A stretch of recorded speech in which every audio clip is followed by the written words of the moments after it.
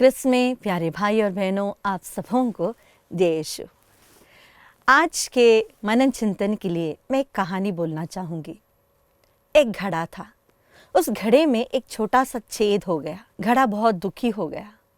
वह कहने लगा, मैं कभी भी पूरा नहीं हो सकता हूँ, मेरे अंदर पानी भरकर नहीं रुक सकता।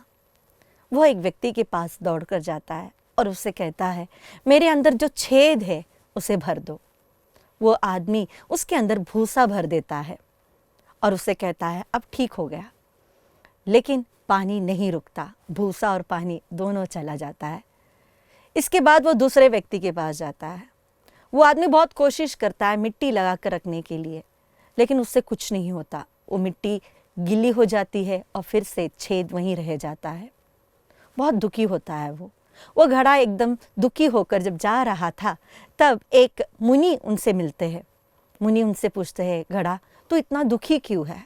घड़ा कहता है, मेरे अंदर एक छेद है जिसके कारण पानी रुकता नहीं है और मैं पानी में भरा रहना चाहता हूँ। मुनि कहता है, इसमें दुखी होने की क्या बात है? जाओ और नदी में डूब जाओ।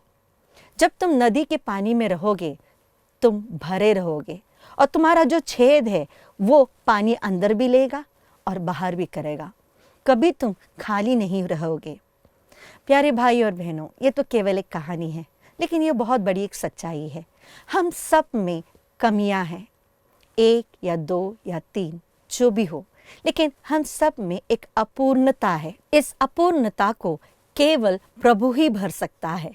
इसीलिए ही हम कुरिन्थियों के नाम दूसरे पत्र अध्याय 12 में पढ़ सकते हैं।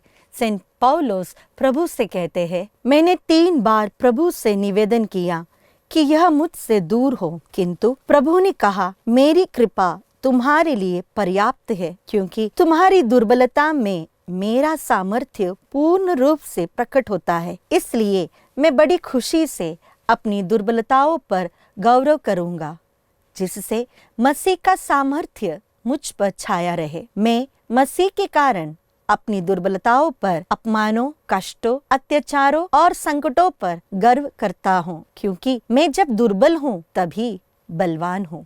संत पौलुस ने 3 बार प्रभु से कहा, मेरी कमियों को हटा दो, मुझे पूर्ण कर दो, ताकि मैं बहुत पावरफुली आपकी मिनिस्ट्री कर सकूं। लेकिन प्रभु पौलुस से कहते हैं, तुम जैसे हो ठीक हो, तुम्हारी कमियों में मेरा सामर्थ्य है और तुम बलवान बन जाओगे। हम जहाँ कमजोर है वह प्रभु की शक्ति बन जाती है। हम प्रभु के सामने विनम्र हो जाते हैं, प्रभु की इच्छाओं के लिए अपने आप को छोड़ देते हैं और वहाँ पर प्रभु की महिमा हमारे जीवन में प्रकट होती है। और जब हम कार्य करते हैं तो लोग हमारी कमियों को देखेंगे जरूर, लेकिन उससे भी ज्यादा प्रभु की महिमा देखेंगे हमारे जीवन में। अगर हम पुराने विधान में देखें, मूसा नबी पुराने विधान के सबसे बड़े नबी माना जाता है, लेकिन वह बेचारा हमेशा हकलाता था। वो कुछ भी साफ बोल नहीं सकता था। जब मूसा 40 साल इस्राएलियों को कानान देश तक ले चलता है, बाइबल में कहीं नहीं लिखा कि मूसा का हकलानापन दूर हो गया। हकलाते हुए ही मूसा उन लोगों को ले चले थे आगे। कभी भी प्रभु ने मूसा को उसमें से मुक्ति नहीं दी, लेकिन उसमें प्रभु का सामर्थ्य भर दिया। जहां पर हम कमजोर हैं, वहां पर प्रभु की शक्ति भर जाती है। हम देख सकते हैं संत कामिलस के जीवन में, वह एक सैनिक थे। उन्होंने एक अच्छा जीवन कभी नहीं बिताया था, बहुत जुआ खेलते थे। लेकिन बाद में एक बार युद्ध में उनके पैर पर एक बारूद लगी और उनके पैर में एक बहुत बड़ा घाव हो गया, जो जिंदगी भर भरा नहीं, सूखा नहीं। सेंट कैमिलस उसी के कारण बहुत कष्ट में रहते थे, चल नहीं पाते थे, लंगड़ाते थे। मरते दम तक वह घाव उनके पैर पर रहा, लेकिन वह संत कैमिलस बना।